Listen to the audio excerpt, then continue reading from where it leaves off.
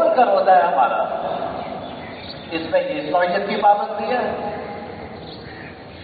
جب آپ ان پابندیوں کو پورا کرتے ہیں اور اللہ ایمان کی حالت میں اپنے پاس بلاتے ہیں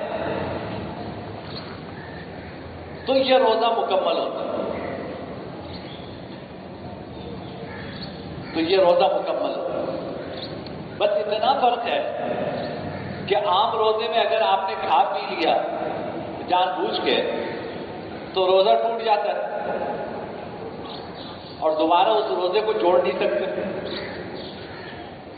یہ جو زندگی کا روزہ ہے، اس میں اللہ تعالی کی طرف سے جو پابندیاں ہمارے اوپر ہیں، اگر ان پابندیوں کی خلاف ورزی ہو جائے تو یہ توبہ سے یہ روزہ دوبارہ جڑ جاتا ہے۔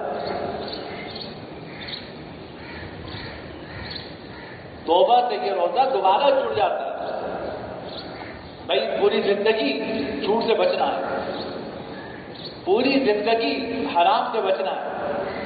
اگر جھوٹ بول لیا تو یہ زندگی کا روزہ ٹوٹ گیا، اب توبہ کر لو تو یہ روزے کا سلسلہ دوبارہ شروع ہو جائے گا۔ حرام کھا لیا، توبہ کر لو، یہ زندگی کا روزہ دوبارہ شروع ہو جائے گا۔ کسی کا مال ناحق کھا لیا، اس سے معافی مانگ لو اور اس کا مال واپس کر دو، یہ زندگی کا روزہ دوبارہ جڑ جائے گا، دوبارہ شروع ہو جائے گا۔ تو یہ صرف مہینے کا روزہ نہیں ہے، ایک مسلمان کا روزہ پوری زندگی کا روزہ ہے۔ عام روزے میں کھانے پینے سے ممانعت ہے، یہ جو زندگی کا روزہ بالغ ہونے کے بعد سے ہمارا شروع ہوتا ہے اور موت تک اس روزے کا سلسلہ چلتا ہے، اس میں شریعت نے جن چیزوں سے ہمیں روکا ہے اور جن کاموں کے کرنے کا حکم دیا ہے، یہ اس روزے کے احکامات ہیں۔ اور اللہ کرے کہ یہ روزہ سلامتی کے ساتھ گزر جائے اور ایمان پر خاتمہ ہو جائے تو آپ عام روزہ جس طرح روح افزا سے کھولتے ہیں، کھجور سے کھولتے ہیں، شربت سے کھولتے ہیں، یہ روزہ جناب نبی کریم سرور دو عالم صلی اللہ علیہ وسلم کے ہاتھوں سے جام کوثر پی کے کھولے۔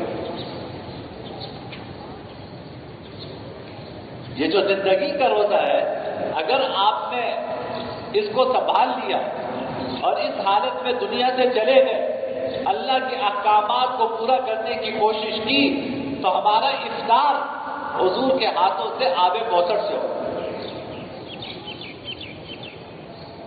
اور افطار کا تو ایک آغاز ہوتا ہے اور پھر جو افطار کے اندر آپ کا کی جو اہم انواع و اقسام کی چیزیں ہوتی ہیں وہ درمیان میں ان کا مرحلہ آتا ہے۔ تو یہ جو ہمارا افطار ہوگا، جو حضور کے ہاتھوں سے آب کوثر پی کر ہوگا، یہ اپنے عروج پر اس وقت پہنچے گا جب باری تعالیٰ کا دیدار نصیب ہو، جب باری تعالیٰ کا دیدار نصیب ہو، اس وقت یہ افطار اپنی انتہا کو پہنچے۔ حدیث میں آتا ہے، جناب نبی کریم صلی اللہ علیہ وسلم نے فرمایا کہ جہنم کے اوپر پلے صراط قائم کی جائے اور اس کائنات کا کوئی بھی روح ایسا نہیں ہے جو اس پہ سے نہیں گزرے۔ وَإِن مِّنكُمْ إِلَّا وَارِدُهَا كَانَ عَلَىٰ رَبِّكَ حَتْمًا مَّقْضِيًّا۔ سورہ مریم میں باری تعالیٰ نے فرمایا کہ تم میں کوئی شخص ایسا نہیں ہے جو اس پلے صراط سے نہ گزرے، اور یہ تمہارے رب نے طے کیا ہوا۔ پلے صراط جہنم پہ بچھایا جائے گا، تلوار سے زیادہ تیز، بال سے زیادہ باریک، اس کے اوپر سے گزر کر سب کو جانا ہے۔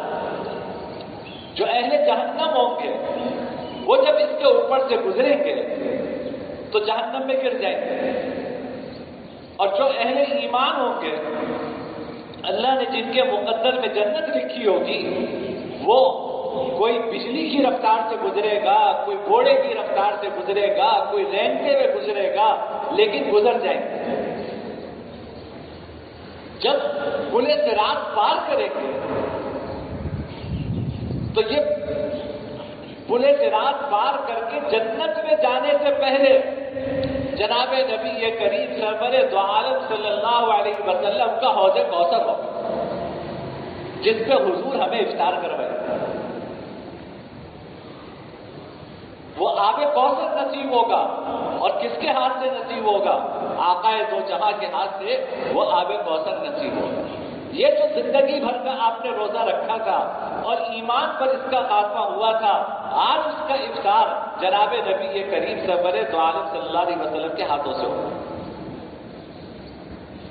اور پھر حضور اپنی امت کو لے کر جنت میں داخل ہوں، ہر ایک کو جو اعمال کے حساب سے جنت ملے گی وہ مل جائے گی، سب اپنی اپنی جنتوں میں مگن ہوں گے۔ تو باری تعالیٰ ایک دن ارشاد فرمائیں گے اہل جنت سے کہ ہم نے کہا تھا نا تمہیں دنیا میں کہ ہم تمہیں ایسی جنت دیں گے کہ ما لا عین رأت ولا اذن سمعت ولا خطر علی قلب بشر، ایسی جنت دیں گے جس کو نہ کسی اس کی نعمتوں کو نہ کسی آنکھ نے دیکھا ہوگا، نہ کسی کان نے سنا ہوگا، نہ کسی دل پر اس کا خیال گزرا ہوگا۔ بتاؤ تمہیں ایسی جنت دے دی ہم نے یا نہیں دی؟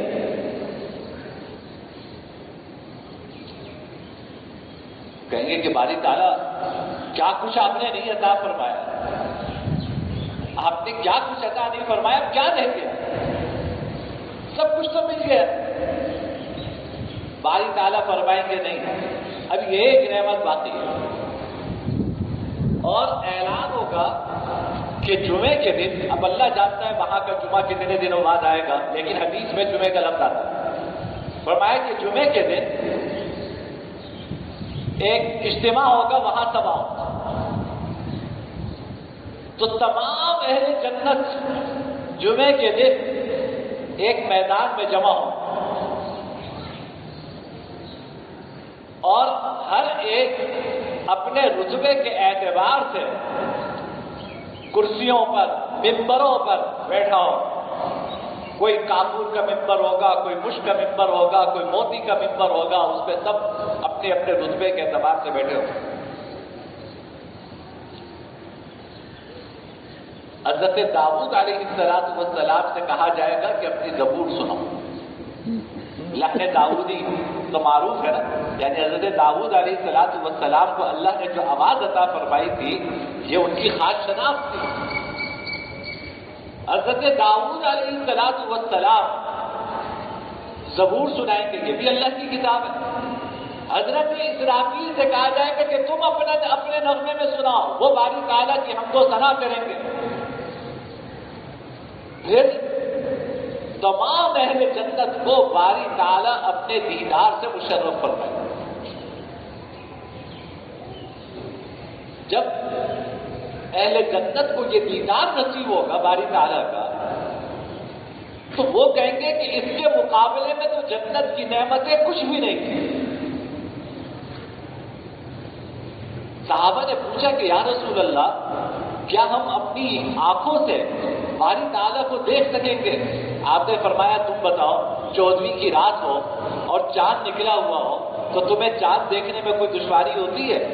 صحابہ نے عرض کیا کہ یا رسول اللہ، چاند دیکھنے میں کوئی دشواری نہیں ہوتی۔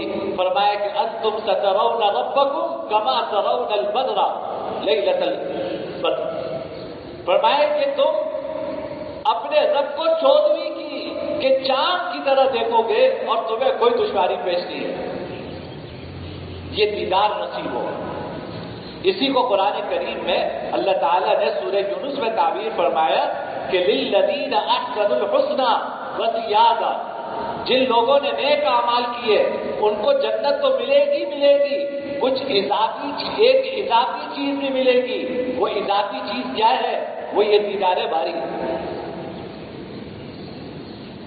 وہ اضافی چیز یہ دیدار باری ہے، اللہ اپنا دیدار نصیب فرمائے. اور بعض روایتوں سے معلوم ہوتا ہے کہ اس موقع پہ باری تعالیٰ سورہ رحمان کی تلاوت فرمائیں کہ الرحمن علم القرآن کی آواز گونجے گی اور پڑھنے والا کون ہوگا؟ رحمان ہوگا. یہ افطار ہے،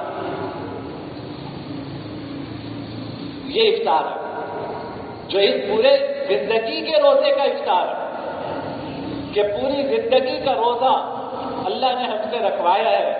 ہم مسلمان ہیں، اللہ کا شکر ہے، اللہ نے ایمان کی دولت نصیب فرمائی ہے. اللہ اس ایمان کو سلامت رکھے اور اس ایمان کے ساتھ اللہ اس دنیا سے اٹھا لے تو پھر حضور اکرم سرور دو عالم صلی اللہ علیہ وسلم کے ہاتھوں سے آب کوثر بھی نصیب ہوگا اور جنت میں باری تعالیٰ کا دیدار بھی نصیب ہوگا. اور اس سے بڑی کوئی نعمت نہیں. اور اس موقع پر باری تعالیٰ کی طرف سے اعلان ہوگا جس کا سورہ براءہ میں ذکر ہے کہ وعد اللہ المؤمنین والمؤمنات جنات تجری من تحتها الانہار. اللہ نے مومنین اور مومنان سے وعدہ کیا ہے کہ ان کو ایسی جنتیں عطا کریں گے کہ جس کے نیچے نہریں بہ رہی ہوں. ان کو ایسی جنت عطا کریں گے کہ اس کے نیچے نہریں بہ رہی ہوں گی. ومساکن طیبہ، اور پاکیزہ خوبصورت گھر ان کو عطا کریں گے. فی جنات عدن، ہمیشہ ہمیشہ رہنے والی جنت میں. اور پھر فرمایا ورضوان من اللہ اکبر، اللہ کی رضامندی ان ساری نعمتوں سے بڑھ کر. اس موقع پر جب اللہ اپنا دیدار نصیب فرمائیں گے تو باری تعالیٰ فرمائیں گے کہ آج میں تمہیں یہ انعام عطا کرتا ہوں کہ آج کے بعد میں تم سے ناراض نہیں ہوں. آج کے بعد میں تم سے ناراض نہیں ہوں گا. یہ باری تعالیٰ کی رضامندی سے بڑھ کر قرآن کہتا ہے کوئی نعمت نہیں. ورضوان من اللہ اکبر، اللہ کی رضامندی کا حاصل ہو جانا اس سے بڑی کوئی چیز نہیں ہے. ذالک هو الفوز العظیم، یہی سب سے بڑی کامیابی ہے، یہی سب سے بڑی کامیابی. تو میرے بھائی، رمضان کا مہینہ گزارا، اللہ نے عید کی خوشیاں بھی عطا فرمائی. یہ روزہ تو تھا مہینے کا روزہ تھا. مہینے میں بھی دن میں 12 گھنٹے کا 13 گھنٹے کا روزہ رکھا، 11 گھنٹے مزے کیے. یہ روزہ اللہ نے ہمیں عطا فرمایا. لیکن میں نے عرض کیا کہ ایک مسلمان جہاں یہ چھوٹا روزہ اس کا ہوتا ہے وہاں ایک اس سے بڑا روزہ رکھا ہوا. وہ بڑا روزہ شروع کہاں سے ہوا؟ بلوغت کے بعد سے، بالغ ہونے کے بعد سے بڑا روزہ شروع ہوا. چھوٹے روزے میں کھانے کی پابندی، پینے کی پابندی. بڑے روزے میں شرک کی پابندی. بڑے روزے میں جھوٹ کی پابندی. بڑے روزے میں حرام خوری کی پابندی. بڑے روزے میں رشوت کی پابندی، سود کی پابندی. بڑے روزے میں نماز پڑھنی ہے، زکوٰۃ دینی ہے، حج کرنا ہے. یہ سارے ارکان اور حقوق ادا کرنے ہیں. یہ ہمارا ایک بڑا روزہ ہے جو اس دنیا میں چل رہا ہے. مومن کبھی بے روزہ نہیں ہوتا. مومن کبھی بے روزہ نہیں ہوتا. وہ جو بلوغت کے بعد سے ہمارا روزہ شروع ہوا تھا وہ اب بھی ہے، اس وقت بھی ہے کہ کیا کرنا ہے کیا نہیں کرنا. اس طرح باری تعالیٰ کے حکم کو سامنے رکھ کر زندگی گزارتی ہے. جب یہ زندگی کلمے پر ختم ہوگی تو یہ روزہ مکمل ہوگا. اب میں نے عرض کیا کہ افطار کیا ہوگا اس کا؟ جناب نبی کریم سرور دو عالم صلی اللہ علیہ وسلم کے ہاتھوں سے آب کوثر نصیب ہوگا. اس کے بعد کبھی پیاس نہیں لگے گی. اور پھر افطار اپنے عروج پہ کب پہنچے گا؟ جب باری تعالیٰ کا دیدار ہو جنت میں. اور پھر یہ دیدار ایک دن نہیں ہوگا، ہر جمعے کو باری تعالیٰ کا دیدار ہو. اور جب یہ جنتی باری تعالیٰ کا دیدار کر کے اپنے گھروں کو لوٹیں گے تو حدیث میں آتا ہے کہ ایک ہوا چلے گی جس سے مشک کا چھڑکاؤ ہو. جب یہ اپنے گھروں کو پہنچیں گے تو حوریں کہیں گی تم تو پہلے سے زیادہ خوبصورت ہو کر آئے. تو یہ کہیں گے کہ ہم باری تعالیٰ کا دیدار کر کے آئے ہیں اور اللہ ان کو بھی دیدار نصیب فرمائیں گے. اس طرح یہ ہمارا روزہ مکمل ہو. اللہ تعالیٰ ہمیں اس زندگی کا روزہ پورا کرنے کی توفیق عطا فرمائے. یہ تھوڑی سی پابندیاں ہیں.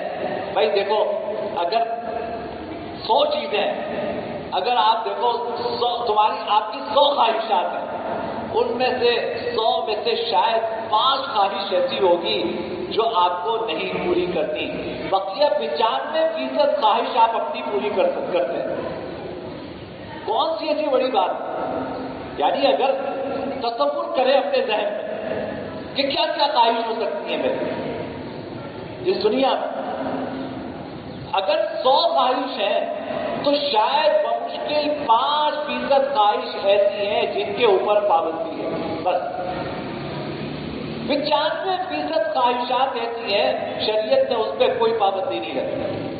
اب اس 5% پابندیوں کی وجہ سے کہتے ہیں دین بڑا مشکل ہے. دین بڑا مشکل ہے، کیسے چلیں گے، کیسے کریں گے. دیندار ہو گئے تو یہ بھی چھوڑنا پڑے گا. پتہ نہیں جو لوگ دین پہ عمل کرتے ہیں وہ تو میرا خیال ہے کہ شاید ہر وقت ٹوٹے ہوئے ہی ہوتے ہیں، کبھی ان کے چہرے میں مسکراہٹ نہیں ہوتی. پتہ نہیں کس نے کہہ دیا. میں عرض کرتا ہوں کہ اگر اپنی خواہشات کا جائزہ لیں تو 100 میں سے شاید 5% خواہش ایسی ہے کہ جس اللہ کے حکم کے سامنے سر جھکا کر اپنے آپ کو اس سے روکنا ہے. بس 95% خواہش ایسی ہے آپ کیجیے پوری وہ خواہش. اور اس 5% کے سامنے اپنے نفس کی قربانی دے،